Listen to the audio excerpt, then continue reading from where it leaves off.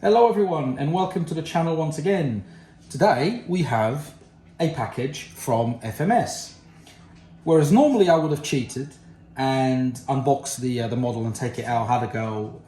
Today actually the box is sealed, so we'll do a quick unboxing, see what it is, do a quick review, test it on the back garden crawler course, see how it goes, and then I'm going to show one thing I'm going to change on it straight away.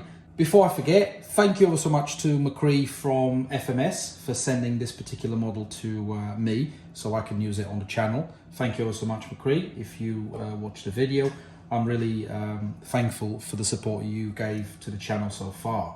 So let's take this out of the box and see what it is.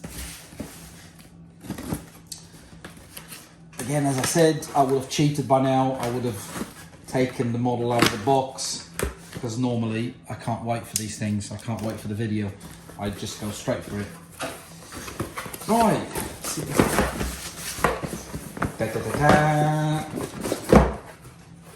Right, we don't need that.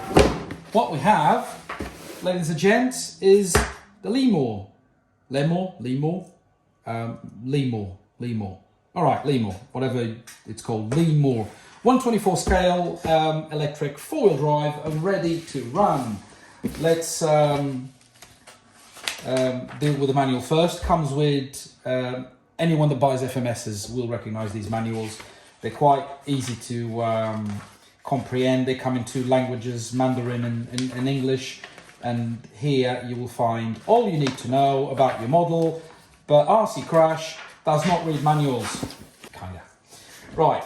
We'll get rid of this box. Everyone that buys FMSs, once again, is particularly familiar with the type of package that FMS has with their models. So one good thing about these, I never bin none of these, to be honest. I always keep my boxes in the garage. And it's quite good if you need to travel. You can simply put your whatever model you buy from FMS, you can put it in the box and it's quite safe and secure. So, hey ho, this is what we've got. Ooh, it's actually, right, it's actually bigger than I thought. Don't get me wrong, I've seen a few review videos of this model. Actually, the color is quite good. I've seen a few review videos of this model and everyone slags on the wheels. Okay, they may not necessarily fit the style of the Lemur, which is not your traditional FMS scale or license scale rig, but it's more of a mini, baby rock crawler.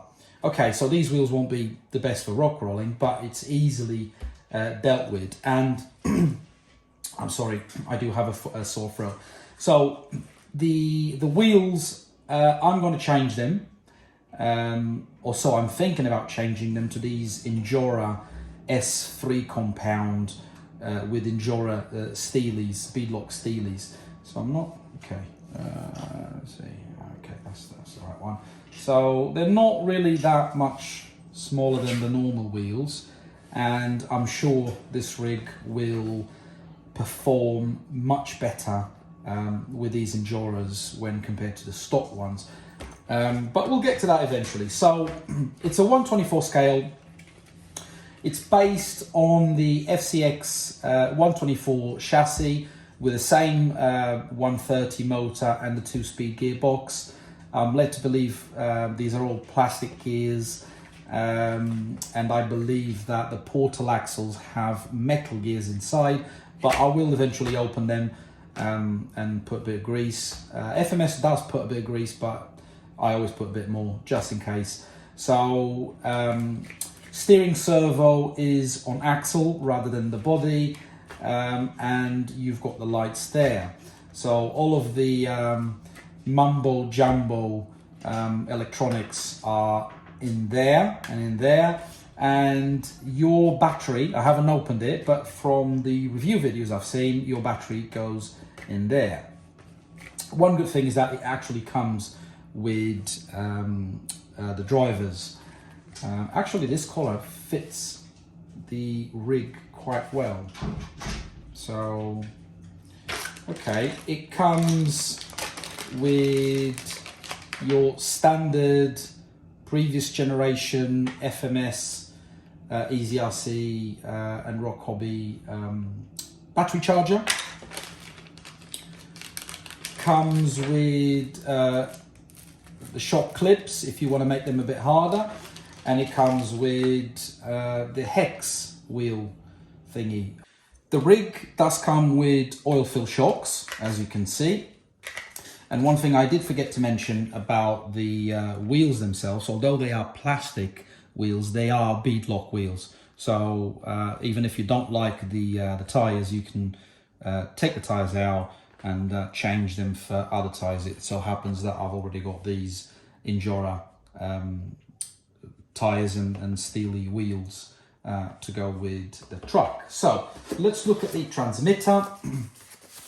Anyone again that buys FMS is very familiar with this transmitter. This is the latest iteration of the FMS transmitter. I think there's only one shame about this one, is that the new, which is this one, doesn't come with the ESC dip switches, so you have to go through a set of buttons to manage and change the ESC settings. So battery, before we take this out for a spin, the battery is somewhere. Oof, these plastic little things. Okay, I can imagine they put these for shipping purposes, but they are a bit annoying to take, especially me, because I'm a bit clumsy with my hands. We'll get there eventually, but it's just annoying. Right, there we go. Oh, there's one more to go, but we can. Right, there you go. There's your battery. Quite a clever storage, to be honest. It's quite clever. Because I don't see, because these plastic body panels, they are screwed in with Phillips head screws. Okay, it's not probably the best. I would have personally preferred hexes, but for what it is, it does the trick, because you're not expected to keep changing these all the time. So they're there and then that's it, unless you want to do some sort of mods. But the battery storage is quite clever. So, right, I'm going to grab myself some 4 AAA batteries for the transmitter, and we'll be back to give this a go. So here we are. This is what you're going to need to have 4 AAAs. One thing that I forgot is every single FMS model comes with whatever's written there.